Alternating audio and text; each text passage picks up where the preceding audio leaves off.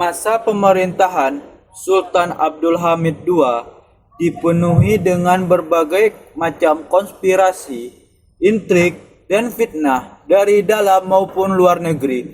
Salah satunya adalah upaya-upaya sistematis yang dilakukan kaum Yahudi untuk mendapatkan tempat tinggal permanen di tanah Palestina, yang pada masa dirinya berkuasa. Wilayah itu merupakan bagian dari wilayah kekhalifahan Turki Utsmani. Diutusnya sekelompok Yahudi yang bernama Herzl, Bapak Yahudi, dan sekaligus penggagas berdirinya negara Yahudi di Palestina. Pada tahun 1896, Herzl memberanikan diri untuk menemui Abdul Hamid untuk membeli tanah Palestina, meminta izin mendirikan gedung di Al-Quds. Permohonan itu dijawab oleh Sultan Abdul Hamid. Sesungguhnya Daulah Utsmani ini adalah milik rakyatnya. Mereka tidak akan menyetujui permintaan itu. Sebab itu, simpanlah kekayaan kalian itu dalam kantong kalian sendiri, tegas kata Sultan Abdul Hamid. Melihat keteguhan hati Sultan, pihak Yahudi membuat strategi bagaimana cara menjatuhkan Sultan Abdul Hamid. Hal pertama yang dilakukan Yahudi untuk menjatuhkan Sultan ialah menciptakan gerakan Freemason atau mengendalikan media Eropa tentang Sultan Abdul Hamid. Sebagian besar gerakan Freemason adalah kalangan anak Turki yang ingin melakukan atau revolusi Turki dengan menciptakan fitnah berbalut Islam, sukses menghancurkan pemerintahan Sultan Abdul Hamid. Perkataan Bernard Lewis tentang gerakan Freemason ialah orang-orang Freemason dan Yahudi telah bekerja sama rahasia untuk menjatuhkan Sultan Abdul Hamid, sebab ia adalah orang yang paling keras menentang orang-orang Yahudi dan menolak memberikan sejengkal tanah Palestina kepada orang Yahudi.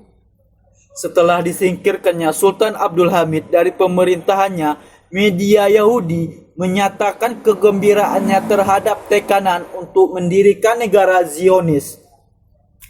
Kampanye melalui media terus dilakukan oleh orang-orang Yahudi selama beberapa lama, yang mengancam dengan keras Sultan Abdul Hamid. Apa yang dilakukan oleh musuh-musuh Islam untuk kampanye ini dimaksudkan untuk pertama, membela para anggota Persatuan dan Pembangunan dengan cara memberikan justifikasi terhadap apa yang mereka lakukan dalam mengakhiri pemerintahan Sultan Abdul Hamid, agar pemerintahan Utsmani kembali memiliki posisi stabil sebagaimana semula. Kedua, menutupi kegagalan organisasi Persatuan dan Pembangunan di dalam pemerintah negara, di mana orang-orang Persatuan dan Pembangunan ini menjadikan kekerasan kediktatoran sebagai sarana untuk berkuasa. Mereka telah memecah belah rakyat di dalam negeri. Yang ketiga, memberikan kabar yang demikian indah tentang munculnya seorang mulhid tauhid yang bernama Mustafa Kemal Atatürk yang pendukung-pendukungnya, serta memberikan pembenaran terhadap apa yang dilakukan oleh antek-antek dan kaki tangan Yahudi, Inggris, dan negara-negara barat dalam meruntuhkan pemerintahan Utsmani dan pembentukan Republik Turki. Yang keempat, keinginan orang-orang Zionis untuk menghancurkan kepribadian Sultan Abdul Hamid II sebagai balas dendam mereka terhadap kebijakan yang menentang tujuan yang ingin mereka capai di Palestina.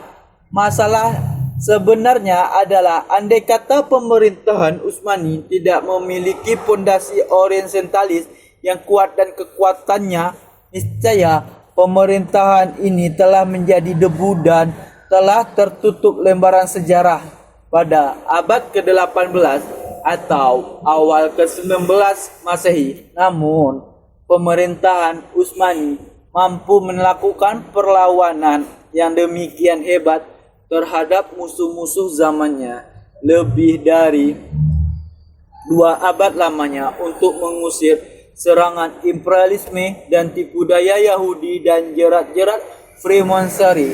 Sedangkan kelemahan yang diderita oleh pemerintahan Utsmani sama sekali bukan tanggung jawab Sultan Abdul Hamid semata, hingga akhir kekayaan pemerintah Utsmani dirampas oleh negara-negara kolonialisme Barat yang sejak lama telah merancang untuk menghancurkan pemerintahan Utsmani, dan Sultan Abdul Hamid diasingkan di Yunani dan meninggal di Istanbul. Begitulah fitnah-fitnah yang terjadi yang dialami oleh Sultan Abdul Hamid.